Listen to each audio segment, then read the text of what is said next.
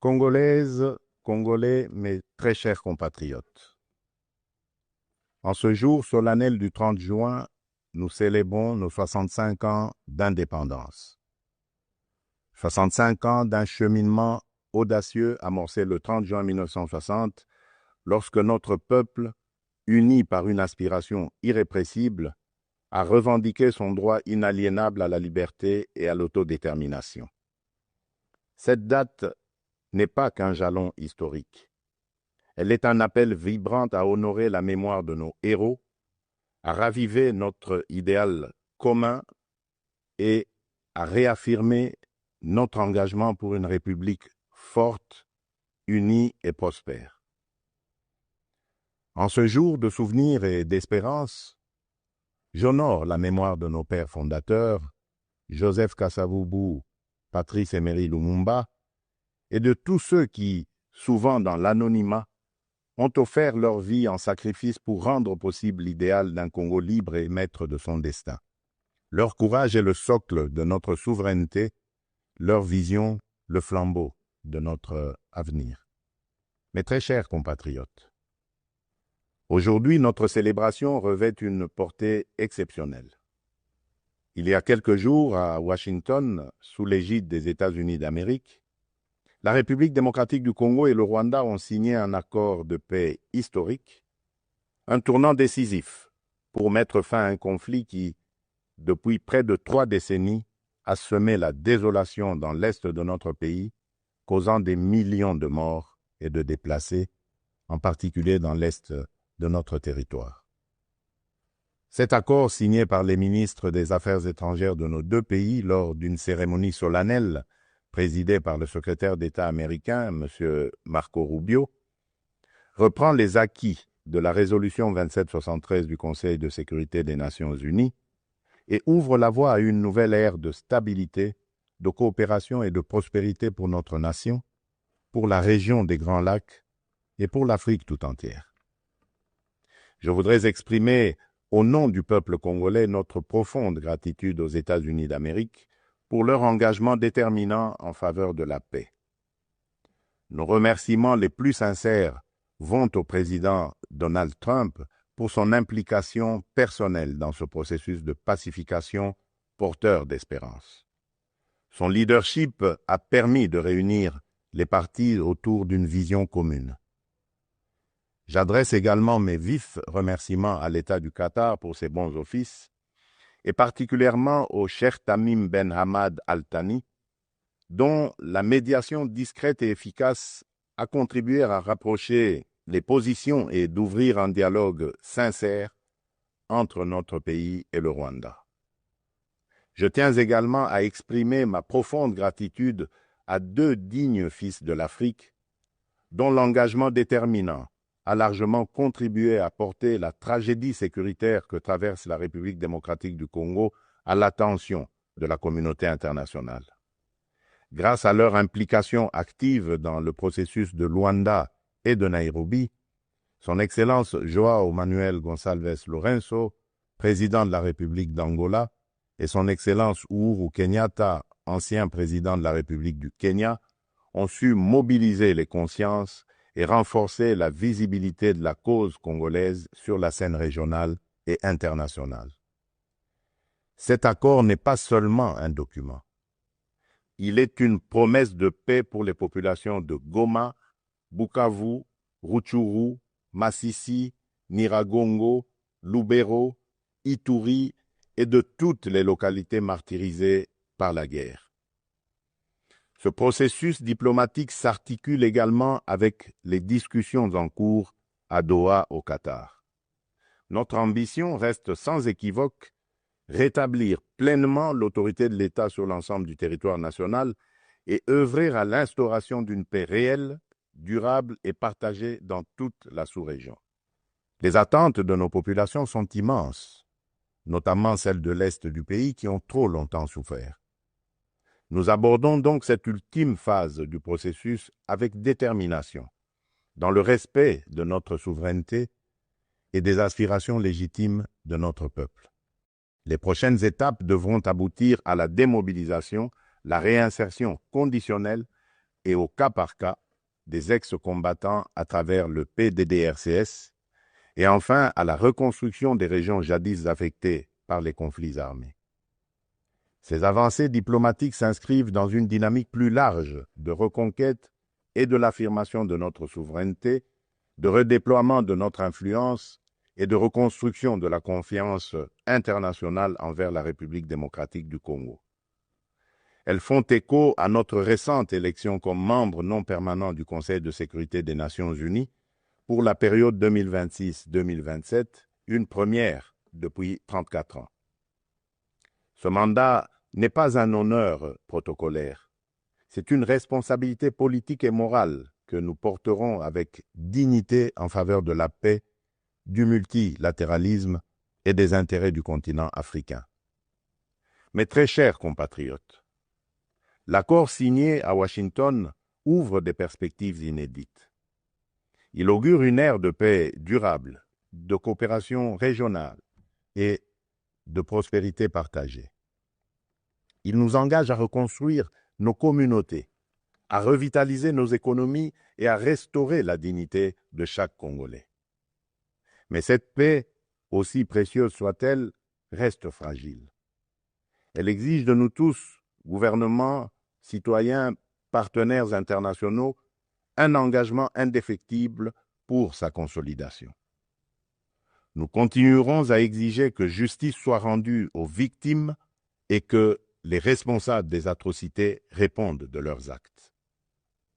Je salue le courage exemplaire de nos forces armées, des forces de police et de sécurité, et de tous les résistants patriotes ouazalendo qui, au péril de leur vie, défendent notre patrie. Leur bravoure est le rempart de notre souveraineté. À vous, mes sœurs et mes frères de l'Est, je veux dire que votre résilience est une source d'inspiration pour la nation entière. Vos souffrances n'ont pas été vaines. Elles ont forgé notre détermination à réfuter toute solution précaire à cette crise et à nous engager à bâtir un avenir meilleur. Mes très chers compatriotes, l'indépendance que nous commémorons aujourd'hui n'est pas seulement une conquête du passé, elle est surtout un cap pour l'avenir.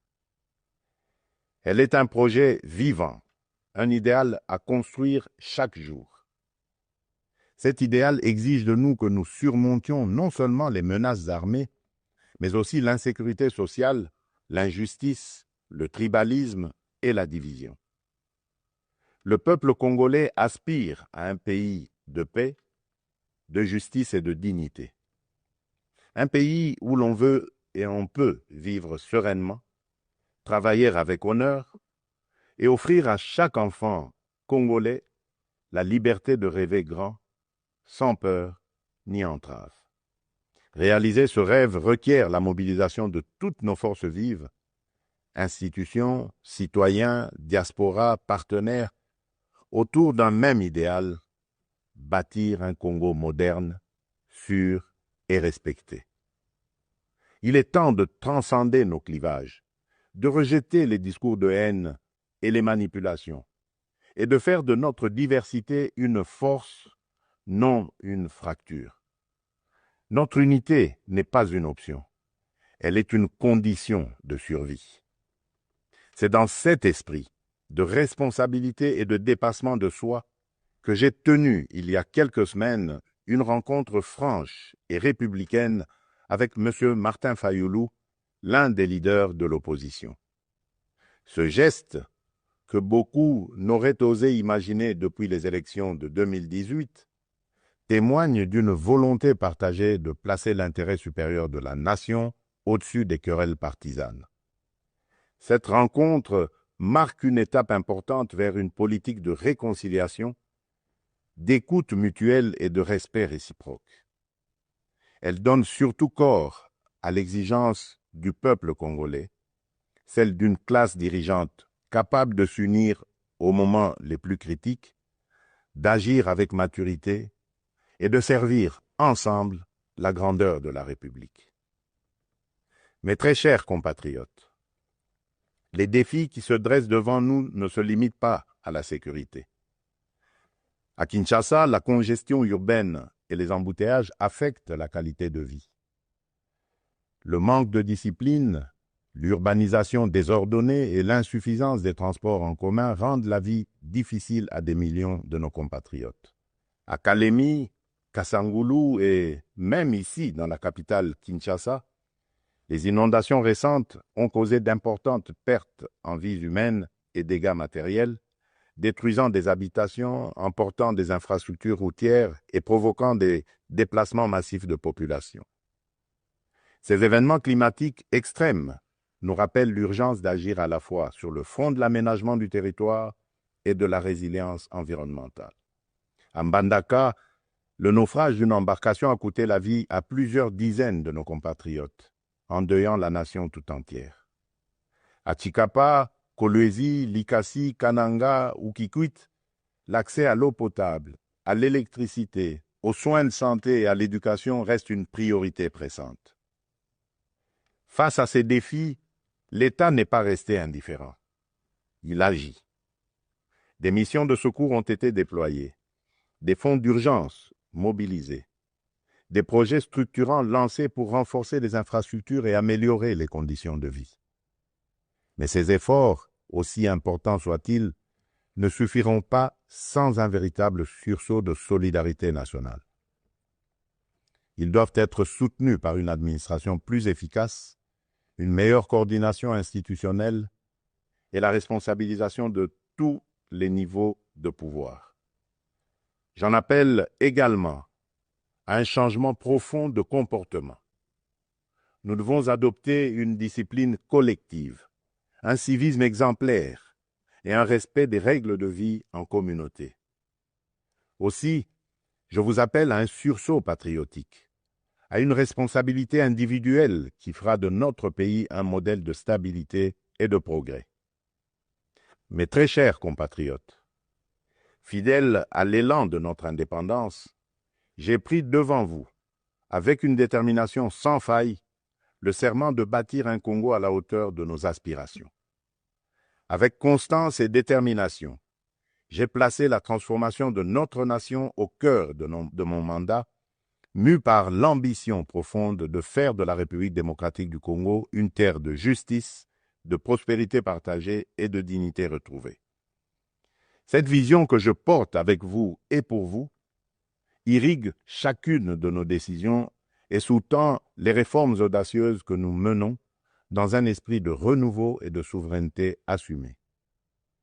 Aux côtés du gouvernement, j'ai engagé une série de réformes économiques, judiciaires et institutionnelles visant à asseoir un véritable état de droit, à éradiquer la corruption et à créer un climat des affaires propice à l'investissement et à l'initiative.